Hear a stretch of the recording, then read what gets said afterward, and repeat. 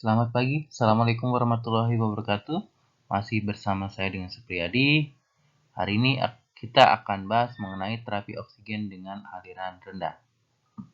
Pemberian terapi oksigen aliran rendah merupakan pemberian oksigen ke dalam paru-paru melalui saluran pernafasan dengan menggunakan nasal kanul diberikan 1-6 liter per menit dengan konsentrasi 24% sampai 44% oksigen, dan pemberian sungkup muka sederhana dengan pemberian 6-10 liter per menit yang menghasilkan oksigen sekitar 40% hingga 60%. Nah, terapi oksigen digunakan untuk mempertahankan oksigenisasi jaringan yang sehat. Dosis atau konsentrasinya harus kita pantau secara terus-menerus supaya tidak terjadi komplikasi dalam pemberian oksigen.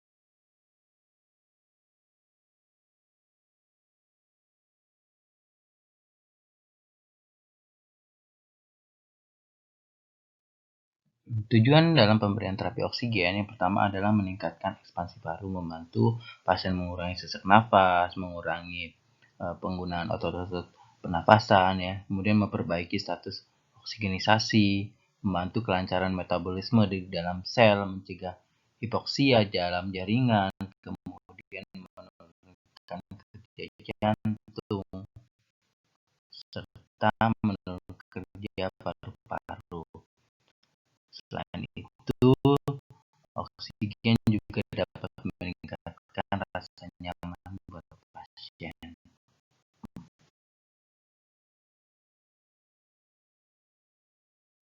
Indikasi diberikannya oksigen yang pertama pada pasien-pasien hipoksia. Hipoksia ini kekurangan oksigen pada jaringan, atau diberikan pada pasien-pasien hipoksemia, kekurangan oksigen pada darah. Kemudian pada pasien-pasien yang mengalami penurunan curah jantung, misalnya pada pasien-pasien dengan shock kardiogenik, hipotensi, atau pasien-pasien yang serangan jantung akut, ini kita harus berikan oksigen. Kemudian pasien-pasien yang ada peningkatan kebutuhan oksigen, misalnya pasien-pasien sesak napas berat, pada pasien asma, pasien-pasien TBC, ya, datang ke UGD dalam keadaan sesak napas berat, ada retraksi dinding dada, kemudian ada penafasan cuping hidung, ini harus kita berikan oksigen. Kemudian ada penurunan kapasitas pembawa oksigen, pasien-pasien yang ada anemia, HB-nya rendah, ya, ini kita harus berikan oksigen. Kemudian peningkatan beban kerja jantung, pasien-pasien hipertensi, ya, kita juga harus meningkatkan pemberian oksigen. Kemudian pasien-pasien yang dilakukan prosedur yang dapat menyebabkan hipoksemia, misalnya pemasangan alat-alat yang lama, ya, misalnya alat-alat vena dalam, kemudian pemasangan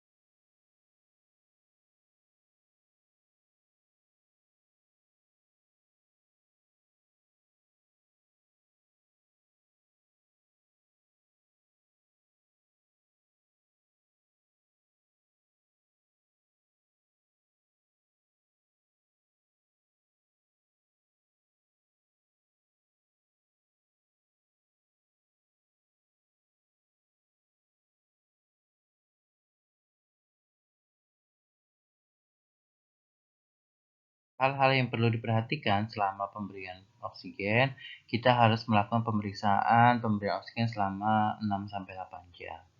Kemudian kaji kuping hidung, septum dan mukosa hidung ya, serta kecepatan aliran oksigen setiap 6-8 jam. Ini tentunya untuk menghindari ya adanya kekeringan atau komplikasi dalam pemberian terapi oksigen. Kemudian pertahankan tinggi air dan humidifier. Ya, kita perhatikan humidifiernya ya. Jangan sampai pelembab ini berkurang. Kemudian catat kecepatan aliran oksigen, rute pemberian dan respon pasien selama pemberian terapi oksigen.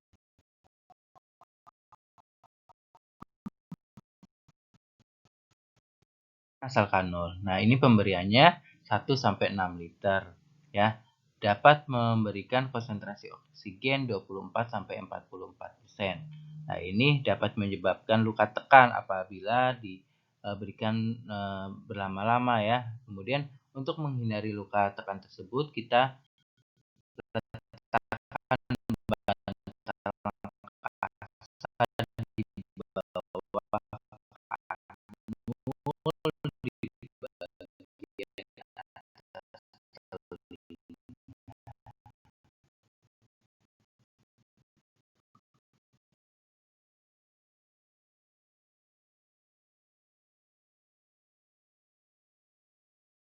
untuk penggunaan nasal kanul ini dapat menyebabkan kekeringan terutama di mukosa-mukosa hidung, kemudian bisa juga menyebabkan luka tekan apabila diberikan berlama-lama dan perlu kita observasi. Pemberian oksigennya sangat stabil dengan volume tidal dan laju pernapasan sangat teratur. Kemudian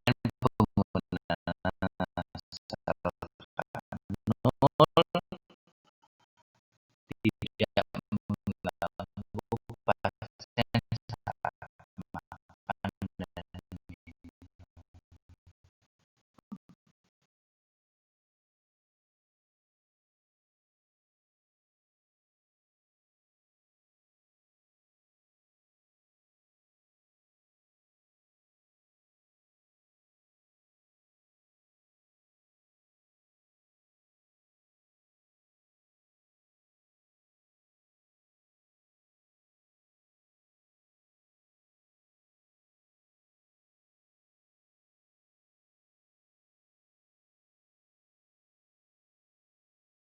Untuk muka sederhana, pemberian oksigennya dengan kecepatan 6-10 liter per menit dengan konsentrasinya sekitar 40-60%. Nah, karena masker wajah ini dirancang untuk menutupi hidung dan mulut, jadi kemungkinan pasien akan mengeluh rasa tidak nyaman. Ya, yang kita lakukan adalah kita bersihkan di sekitar area-area yang ditutupi oleh sungkup tersebut sekitar 4-8 jam. Kemudian sungkup muka sederhana ini juga ada kontraindikasinya pada pasien-pasien yang tidak bisa mengeluarkan CO2 seperti pasien-pasien yang penyakit paru menahun ya. Kemudian untuk menghindari luka tekan, kita lapisi bantalan dengan menggunakan kasa pada tulang-tulang bagian pipi, kemudian di atas telinga. Nah, karena berbentuk sukup yang menutupi hidung dan mulut, jadi ini sangat mengganggu pada saat makan dan minum ya. Kita harus lepas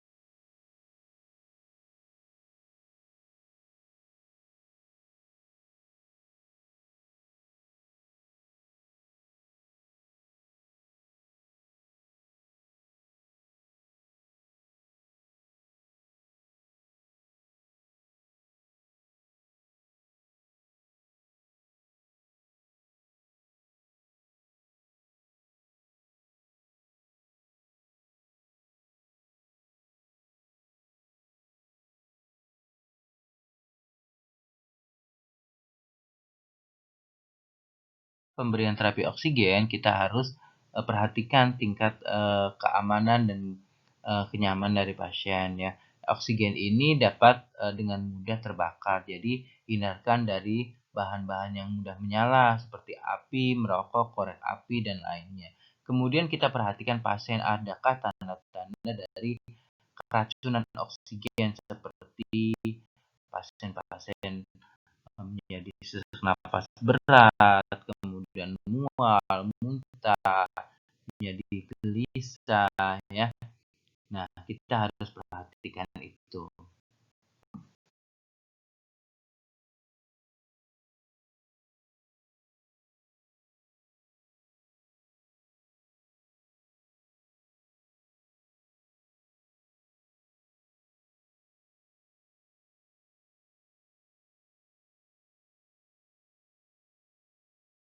Selama pemberian terapi oksigen, kita harus evaluasi. Ya, apakah saturasi oksigen meningkat ya? Tadi sebelum kita berikan oksigen, saturasinya misalnya 94, setelah kita berikan terapi oksigen jadi 98 ya. Kemudian kualitas dan tingkat respirasinya bagaimana? Apakah masih sesak nafas berat? Apakah masih menggunakan pernapasan cuping hidung? Retraksi dinding dadinya bagaimana?